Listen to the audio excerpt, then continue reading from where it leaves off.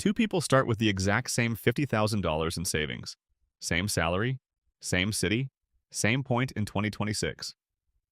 One puts it into a rental property, the other invests it in a simple total stock market index fund. Both believe they chose the smarter path to build wealth. But when you run the full numbers over 20 years, including every hidden cost, every hour spent, and how global shocks can hit, the reality is very different from the headlines. Today on Worldproof Wealth, we break down the real math so you can protect your money no matter what happens next in the world.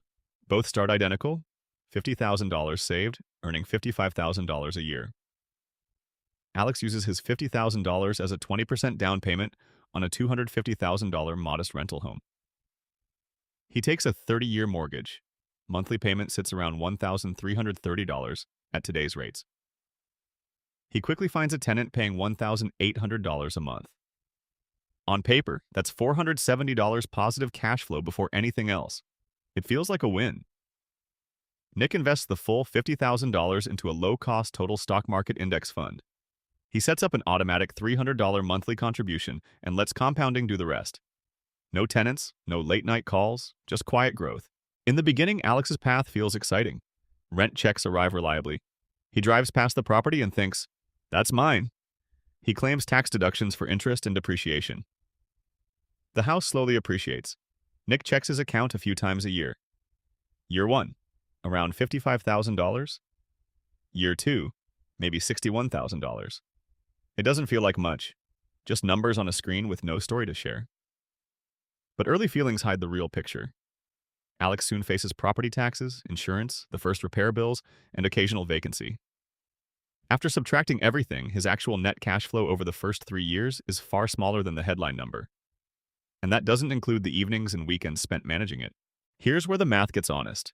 Rentals come with vacancy, on average 1 month per year with no income, plus turnover costs.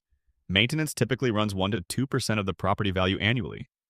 Add in bigger capital expenses like roofs or HVAC systems that arrive unexpectedly. If Alex hires management, another 8 to 10% of rent disappears. If he does it himself, he's working a second unpaid job. By year 7, after all real expenses, Alex's cash-on-cash return sits around 3 to 5%. Nick, doing nothing extra, has grown his portfolio to roughly $135,000 to $150,000 through steady contributions and compounding, with zero stress from 2 a.m. repair calls. By year 10, the two paths are surprisingly close in total wealth. Alex benefits from leverage and some appreciation, but he's invested hundreds of hours and concentrated risk in one property in one location. By year 20, both can reach the $400,000 to $500,000 range depending on markets and maintenance. Alex ends with significant equity in a nearly or fully paid off property, plus whatever net cash flow remains after decades of costs. Nick ends with a liquid portfolio worth roughly $420,000 to $460,000 built through compounding and complete freedom from property headaches. If Nick simply raises his monthly contribution to $500, the portfolio grows to $550,000 to $600,000. The power of consistent, hands-off growth becomes clear over long periods. Neither path is perfect. Real estate offers leverage, potential monthly cash flow, and tax advantages like depreciation.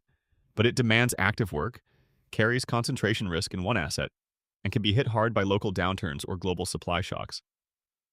Index funds deliver simplicity, broad diversification, liquidity, and true hands-off compounding. But they bring volatility and no built-in cash flow.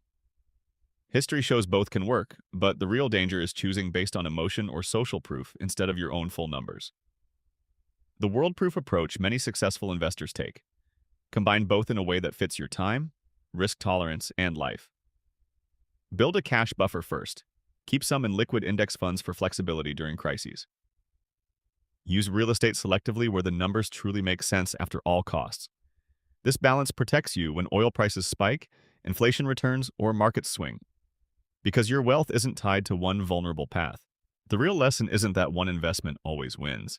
It's that understanding the full math, including time, stress, hidden costs, and how the world can change everything, is what actually builds lasting wealth. Before you commit serious money to any path, run the numbers for your own situation. Which part of the real math surprised you most? The hidden costs of real estate or the quiet power of compounding? Tell me in the comments. I read every single one. If this helped you see your options clearer, like the video, subscribe to Worldproof Wealth, and turn on notifications. Every week, we break down how world events affect your money and give you practical ways to protect and grow it using honest history and math. Your money deserves the full picture, not the headline version. Stay worldproof.